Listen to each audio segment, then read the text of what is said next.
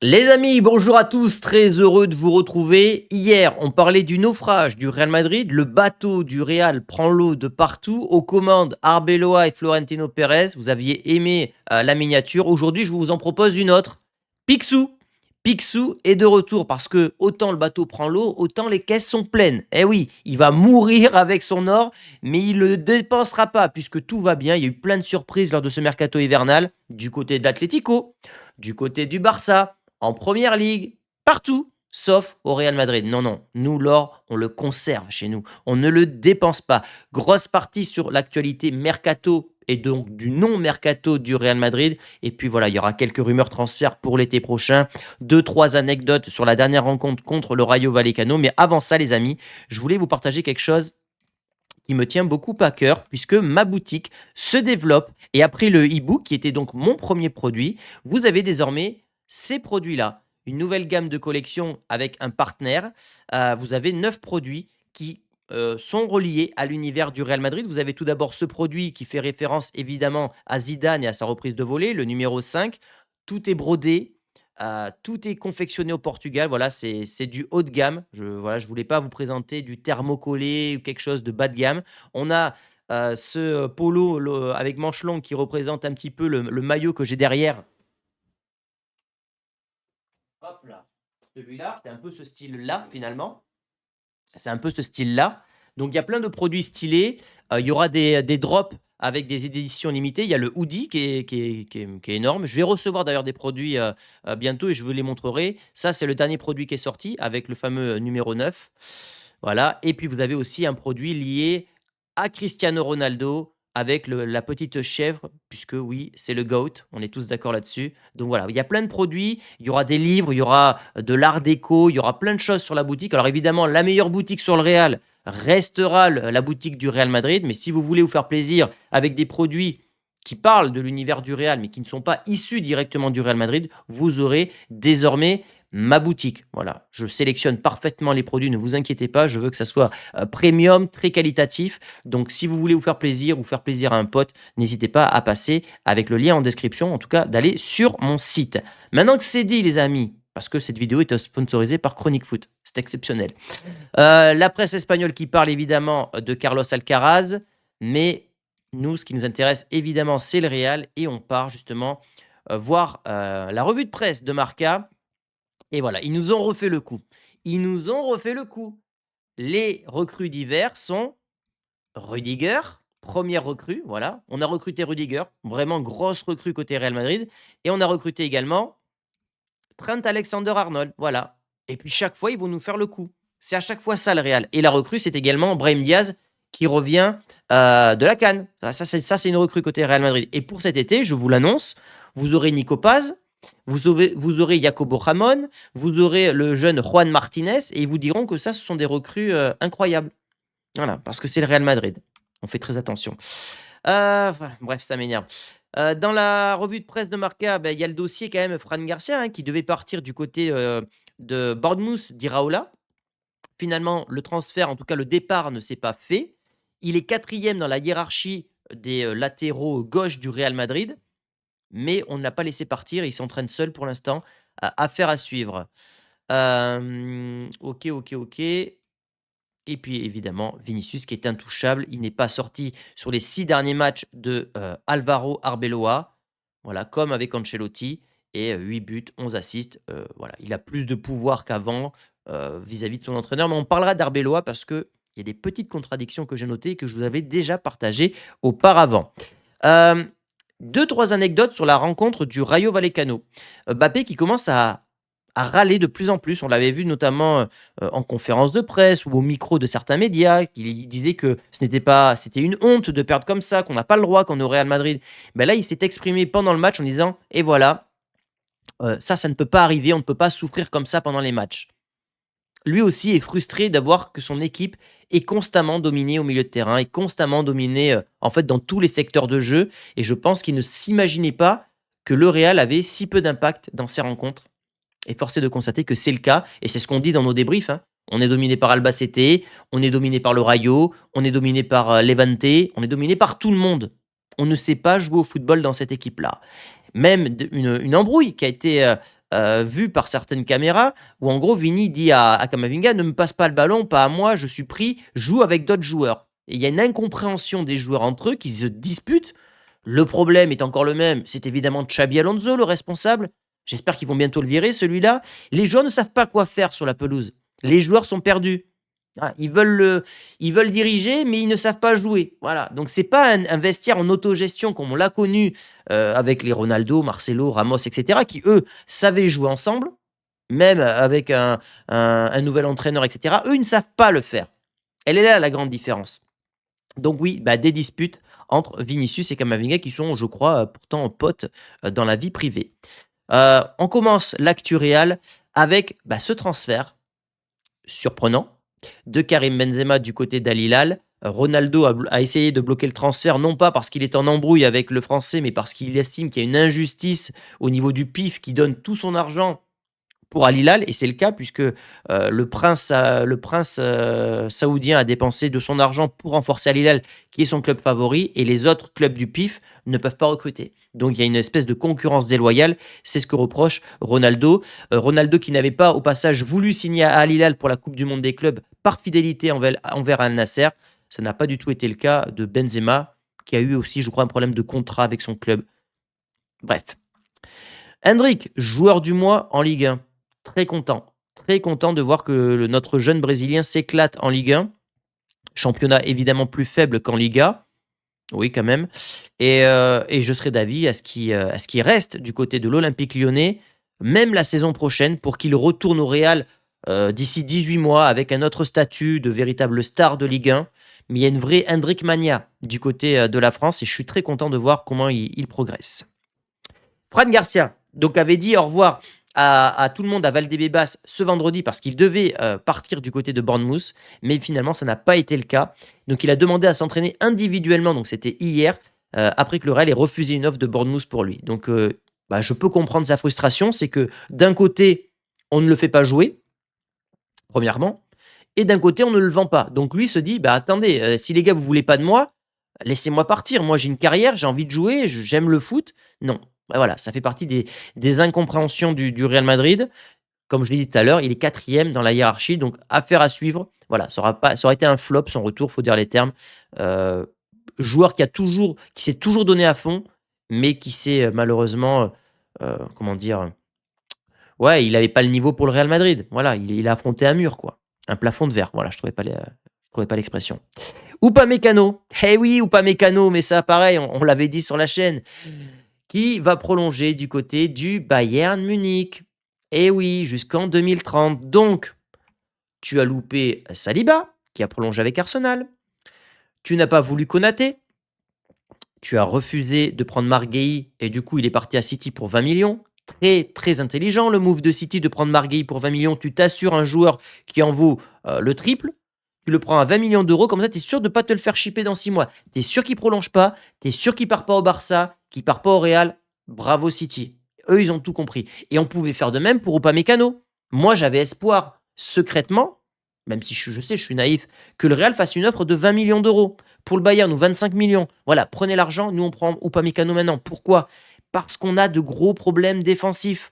Je crois que c'est d'ailleurs Marca qui en parle ici. Je vais vous montrer. Mais voilà, il y a un problème au niveau des défenseurs centraux. Voilà. Et le problème, c'est que le Real ne recrute pas. Il est là le problème. Et je pensais qu'on pourrait faire un gros coup. Il y a Gila, ou Gila, je sais pas comment on dit. Pareil, pourquoi on ne le fait pas revenir? Non, on ne veut pas recruter à Madrid. Donc, ben voilà. Qui c'est qu'on aura en tant que défenseur central? Et pourtant, regardez cette info de Marca. Le Real Madrid estime que l'effectif actuel est assez bon pour concourir pour tous les titres. Ok, on aura saison blanche, mais ok, ils sont dans le déni, ils sont complètement déconnectés de la réalité. C'est lunaire ce qui se passe. Pourtant, il n'y a que 23 joueurs en équipe première malgré la limite de 25. Ces places peuvent être compensées par des joueurs du Castilla. Que tu fasses appel à des joueurs du Castilla, moi j'ai aucun souci. Mais à un moment donné, quand tu as autant de blessés dans ton effectif, Militao ne joue pas, Rudiger est sur une jambe, Alaba ne retrouvera jamais son niveau, tu as déjà 3 de tes 5 centraux qui sont out. Et ton troisième défenseur central aujourd'hui qui est capable de jouer, c'est Tchouaméni. Et on a vu ce que ça donne. Donc oui, il y a beaucoup de frustration dans la gestion de ce club. Gouverner, c'est prévoir. Moi, je m'attendais à ce que le Real fasse un bon coup avec Marc Guéhi, avec Upamecano, et finalement, on n'aura personne. Donc, quelle centrale on aura l'été prochain, puisque on a voulu jouer au rat, on a voulu tenter de prendre les joueurs libres de tout contrat, finalement, on n'en aura aucun. Ce qui veut dire que l'été prochain, sachant que le Real, tout le monde va savoir que le Real veut absolument un défenseur central, on va payer le défenseur plein pot. Parce que les mecs diront: «Bah, attendez, vous voulez un défenseur? Mais c'est pas 30 millions qu'on veut. Nous, c'est 50 millions. Voilà, si vous le voulez, c'est 50 millions. Parce qu'on sait que vous êtes dans l'urgence». Voilà. Ils n'ont pas été malins du tout. Donc on parle de Schlotterberg, on parle de Bastoni. Alors Bastoni, donnez-moi un stylo, un papier, je le signe de suite, Bastoni. Je le signe de suite. Jacobo Ramon, alors lui, vous pouvez être sûr qu'il va revenir, évidemment. Et d'après Perplexity, qui est donc une IA plutôt intéressante, on parle donc de Schlotterberg du côté, je crois que je le prononce n'importe comment, du côté de Dortmund. Je ne sais pas s'il est en fin de contrat, il me semble que oui. On parle de Gonzalo Inacio du côté de Benfica, on avait déjà fait une vidéo sur lui. On parle d'Antonio Silva, non, c'est Antonio Silva du Benfica. Gonzalo Inacio, c'est du Sporting. Et Scalvini, c'est du côté de l'Atalanta. C'est un petit peu toujours les mêmes noms, finalement, qui reviennent du côté du Real. On reste sur des joueurs très jeunes. Maintenant, si je dois en choisir un de ces quatre, peut-être Antonio Silva ou Gonzalo Inacio. Voilà. Et si je dois en choisir un parmi ici, évidemment Bastoni. D'ailleurs, dans mon mercato idéal que je vous ai sorti en début d'année, le défenseur que je prends, c'est Bastoni. Je mets un 100 millions sur Bastoni. Voilà. Après, chacun fera son mercato idéal, évidemment. Et donc, la dernière fois que le Real a recruté au mois d'hiver, pendant le mercato d'hiver, pardon, c'était il y a 7 ans. Et on avait recruté Brahim en provenance de City pour 17 millions d'euros. C'est la dernière recrue. Et force est de constater que depuis qu'on a eu Brahim, ce gars a été utile. Alors, il est décevant depuis 2 saisons, mais moi, j'ai le souvenir d'un gars en 2024 qui a été très très bon. Donc, ouais, on peut faire des bons coups. Et 17 millions pour Brahim Diaz, aujourd'hui, si tu le revends entre 40 et 50. Alors, peut-être un peu moins parce il a flop du côté de la CAN, mais ça reste un très bon coup factuellement. Mais on recrute pas, mais c'est pas grave parce que la bonne nouvelle, c'est que on va accueillir la NFL, les gars. Et ça, c'est bon. La priorité pour la NFL, la priorité pour les concerts. Ça, c'est la priorité du Real aujourd'hui. En fait, je fais du sarcasme, évidemment. J'ai aucun problème à ce que le Real fasse ça. Bien au contraire, moi, je suis content que le Real se développe un petit peu partout, diversifie ses revenus. C'est ce que moi, je fais à titre perso. Donc, j'aime cette stratégie-là. Mais pas à un point où tu oublies le sportif. Le sportif doit rester ta priorité et puis ensuite tu diversifies. Aujourd'hui, nous, en tant que supporters et fans du Real, on a l'impression que ces projets-là prennent le dessus sur le sportif. En tout cas, chez Florentino Pérez. Donc moi, j'ai hâte de voir ce que va donner ce mercato estival, même si je pense qu'on va se faire enfumer encore une fois et qu'il y aura un gros nom, soit d'un entraîneur, soit d'un joueur. Il y aura quelques joueurs qui monteront du Castilla, Nico Paz, etc., histoire de nous enfumer, et puis c'est tout. J'y crois de moins en moins, malheureusement. Mais comme je disais, cet homme-là est heureux parce que, vous voyez, hein, le coffre déborde. Voilà, l'argent rentre avec la NFL, il n'y a pas de recrues, donc les coffres sont pleins et Pérez est un homme heureux. Concernant le mercato et les joueurs qu'on pourrait peut-être voir débarquer cet été, Rodri, d'après la Serre, reste une option pour le Real. Si la piste Vitinha échoue, mais bien sûr que la piste Vitinha va échouer. Dans quel monde Vitinha va signer au Real Madrid? Il joue dans le meilleur club du monde. Le PSG ne s'en séparera jamais, encore moins au Real Madrid avec qui ils ont des problèmes, notamment avec le dossier Mbappé. Faut être sacrément naïf ou sacrément con pour croire qu'on puisse acheter aujourd'hui Vitinha dont le contrat expire de mémoire en 2029. Donc tu peux même pas jouer sur une pression de contrat. Donc le Real suit Rodri, Ballon d'Or. Ballon d'Or espagnol, ça vous pouvez être sûr que d'un point de vue marketing, Pérez, ça reste un Ballon d'Or, donc il est intéressé. Il est espagnol, donc il est intéressé. Le coup me paraît intelligent. Le gars a 30 ans, il peut jouer encore 4 ans. Maintenant, quelle sera sa condition physique? Je suis désolé, depuis que Rodrigo est revenu de blessure, ce n'est que l'ombre de lui-même. Donc moi, je ne suis pas forcément certain que ce soit une bonne idée. Maintenant, s'il termine sa saison avec un niveau de jeu extraordinaire comme c'était le cas auparavant, bien sûr, Rodri, même s'il s'appelle Rodrigo aussi, je le signe tous les jours. Alors, il y aura 2 Rodrigo peut-être au Real Madrid. Il y aura surtout lui et Vinicius. On sait que lui s'est moqué de Vinicius au moment du Ballon d'Or. Donc tu refais venir peut-être un joueur qui peut poser des problèmes, au chef de ton vestiaire. Je sais pas, je sais pas. Donnez-moi votre avis si vous êtes chaud ou pas pour Rodri. On parle également de Keith Smith qui est en haut de la liste d'après, Sacha Tavolieri. Ça fait longtemps qu'on voit son nom ressortir à lui. Alors je le connais pas très bien, il va falloir que je bosse véritablement le dossier si le Real venait à le recruter. Le club a reçu des rapports extrêmement positifs sur ses performances et son potentiel de développement. Lui rêve du Real. Comment dire? Est-ce qu'aujourd'hui on a besoin de jeunes? Est-ce que justement notre effectif, le problème c'est qu'il n'y a pas trop de jeunes et qu'il ne faut pas acheter des joueurs confirmés? Du Enzo Fernandez, du Caicedo, du Gravenberch, ce genre de joueurs. Est-ce que c'est pas vers là qu'il faut aller maintenant? Les jeunes, on en a beaucoup, les Mastantuono, les Hendrick, les Camavinga, beaucoup, beaucoup de jeunes au Real. Je me demande si la stratégie, elle est toujours aussi bonne. Et puis surtout, pour moi, si tu fais venir là, c'est que tu te sépares de Camavinga. Voilà, tu te sépares de Camavinga ou de Chouameni, mais tu peux pas empiler les jeunes comme ça. À voir. S'il y a deux trois milieux qui arrivent, un Wharton, un Keith Smith et un Caicedo, ah ok. Maintenant, si c'est le seul milieu qui arrive, c'est pas lui qui va nous régler les problèmes. Non, non, le gars joue en Eredivisie. Avec tout le respect que j'ai pour ce championnat, on est très loin du niveau de la Liga, même si la Liga a chuté en termes de niveau. Donc, c'est pas un mec qui arrive en tant que titulaire, c'est pas le gars qui va te révolutionner le milieu de terrain. Donc, je serais plus chaud pour un Rodri, mais encore faut-il voir sa condition physique, parce que lui, il peut te changer véritablement, il peut te changer une équipe. Autant que Smith, c'est un remplaçant, c'est un Camavinga, voilà. Après, s'il est très très bon, bah oui, il faut peut-être aller le chercher. Arbeloa a accordé 2 jours de repos. Il disait hier que ce n'était pas Gandalf Leblanc. J'ai failli titrer sur ça. Ça a failli être ma miniature d'aujourd'hui.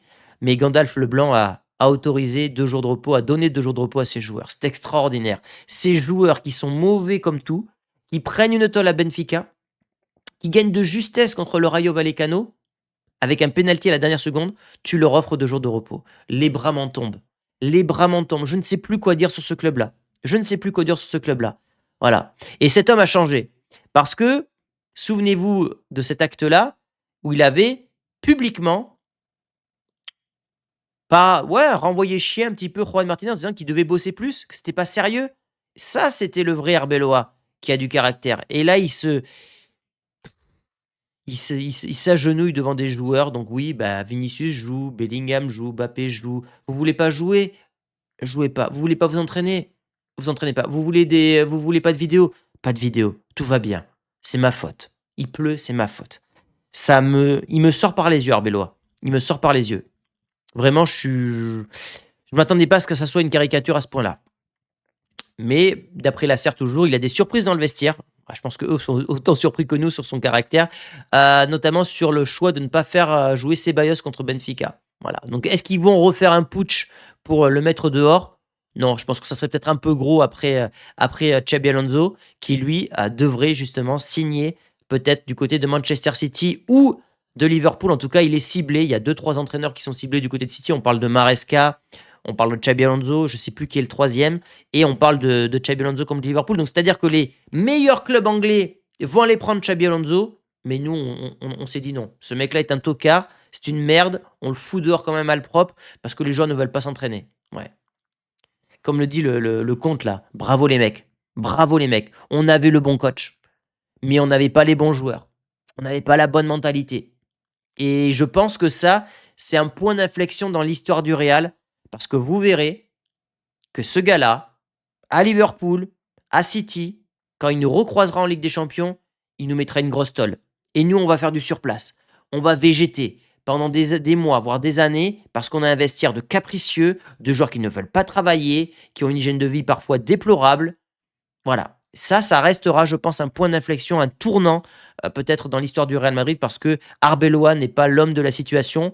Après, évidemment, tout peut aller très vite dans le foot. Ça, faut pas l'oublier, les amis. Faut pas l'oublier. Un Klopp arrive demain, il peut te remanier une équipe. Mais un Klopp, il pourra rien faire. On peut pas transformer un âne en cheval de course. Ce n'est pas possible. Donc, il faudra un nouveau mercato, des pleins pouvoirs pour Klopp. J'y crois de moins en moins pour Klopp. Je me demande si on va avoir un Unai Emery, histoire de bien se foutre de notre gueule jusqu'au bout. C'est-à-dire que tu vires Xabi Alonso pour faire revenir exactement le même profil, puisque c'est le nom qui revient beaucoup du côté du board du Real Madrid, Unai Emery. Donc on verra les amis. En tout cas, Je pense que le Titanic du Real, va couler. Il est en train de prendre l'eau, il y a des fuites de partout, c'est une question de temps et malgré tout l'or du monde, on ne pourra pas sauver ce bateau-là parce qu'on est en train de prendre du retard vraiment, sur du long terme concernant, nos les rivaux anglais notamment. Merci à tous les amis pour votre fidélité. N'hésitez pas à aller checker ma boutique, voilà, sur, chroniquefoot.com. Vous aurez plein de nouveaux produits, qui vont sortir sur le Real Madrid. Donc moi, c'est vraiment je suis une grande fierté d'avoir ce genre de produit sur ma boutique. Vous avez également mon e-book sur les 50 anecdotes du Real Madrid, produit 100% Chronique Foot qui va voir le jour sous forme de livre. Là, je suis en train de faire les démarches pour que ça sorte sous forme de livre, donc je vous préviendrai. Mais le livre, pour le coup, ça sera en édition limitée au début. Il y aura que 50 exemplaires, donc ça sera les premiers arrivés, premiers servis, hein. J'ai pas envie d'avoir un stock de 500 livres chez moi, donc ça sera au début un tout petit drop et je verrai comment je gère ça. Merci à tous les amis, on se dit à demain pour une nouvelle vidéo. Je vous fais la bise, à très très vite. Ciao ciao.